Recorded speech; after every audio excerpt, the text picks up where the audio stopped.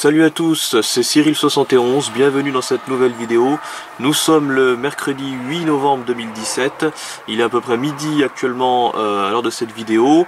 La température est de 8 degrés et ce matin on était autour de 2 à 3 degrés. Les gelées ont donc été évitées puisque, comme vous pouvez le constater, le ciel est assez chargé. C'est couvert mais c'est sec, pas de pluie ni de neige finalement pour ce mercredi, puisque c'était prévu, vous vous en souvenez dans la précédente vidéo, mais finalement le temps est sec avec même peut-être quelques éclaircies qui commencent à se montrer.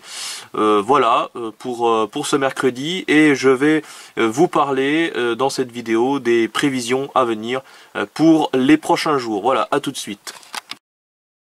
Voilà, donc avant d'attaquer pour les prévisions des prochains jours, je vais vous parler de la tempête tropicale Rina qui va justement influencer ces prévisions. Et actuellement, elle est au centre de l'Atlantique. Alors je l'ai découverte hier. Elle était à 1008 hectopascales, elle s'est bien creusée ces dernières 24 heures puisque actuellement elle a 997 hectopascales. Les vents se renforcent également autour de 120 à 130 km/h.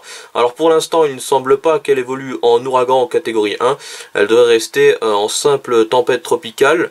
Et voici les différentes direction prévue par la majorité des modèles américains. Donc vous voyez, elle devrait donc prendre une direction nord-est pour ensuite partir du côté du nord de l'Irlande, voire peut-être l'Écosse ou en tout cas le centre de l'Angleterre ici, pour rejoindre la mer du Nord. Voilà. Alors, ce que ça donne du côté justement du modèle américain GFS, vous voyez ici cette petite dépression, c'est justement Rina. Qui actuellement est situé ici. On a l'anticyclone des Açores bien présent sur l'Atlantique et la petite goutte froide qui nous concerne aujourd'hui et qui s'évacue en direction du sud de la France. Mais elle n'est pas très importante puisque les précipitations sont assez faibles sous cette goutte froide. Et puis on a notre centre dépressionnaire ici qui prend de l'ampleur au niveau de l'Islande. Et vous allez voir pour les prochains jours l'évolution. Hop. Pour demain jeudi, vous voyez, Rina est ici, vous la suivez, toujours là, en train de remonter vers le nord.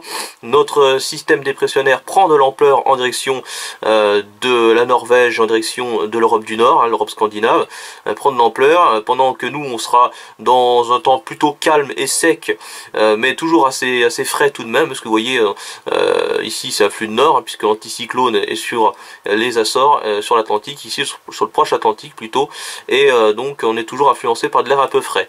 Mais regardez ensuite ce qui va se passer pour vous regardez bien, suivez bien Rina. Vous voyez ici, hop, elle va contourner l'anticyclone en passant par le nord, hop, vendredi, puis elle se dirige en direction des îles Britanniques et notamment en direction de l'Irlande, comme vous pouvez le voir là. Alors, elle n'est pas très importante, autour de 1005 hectopascales. Elle se dirige, vous voyez, sur le centre des îles Britanniques à peu près, pour la nuit de vendredi à samedi. L'anticyclone nous protège encore pendant ce temps-là, enfin plus ou moins en tout cas, nous sommes en bordure de l'anticyclonique. Et ensuite, pour samedi, vous voyez, elle rejoint la mer du Nord, ici, au nord de la Belgique, la mer du Nord à peu près. Et puis les isobars, vous voyez, qui se ressortent un petit peu. Ici, donc sur le sud des Britanniques en direction de l'Allemagne, et ensuite au cours du week-end elle va s'évacuer, de plus en plus du côté de l'Allemagne, du côté de la Pologne, du côté donc de l'Europe centrale, en se renforçant, et là peut-être même une tempête est possible.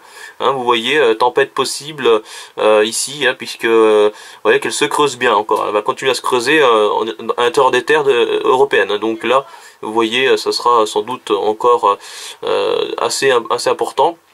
Et en ce qui concerne chez nous, on sera dans un flux de nord-ouest, plus ou moins humide, qui s'annonce avec de nouveau une baisse des températures sans doute, puisque vous voyez là nous sommes tout dans ce flux de nord avec une masse d'air assez refroidie, et l'anticyclone qui lui semblerait peut-être revenir par l'ouest. Alors ce que ça donne de plus près, justement, qu'on va essayer de regarder à peu près du côté des isobars sur le nord du pays.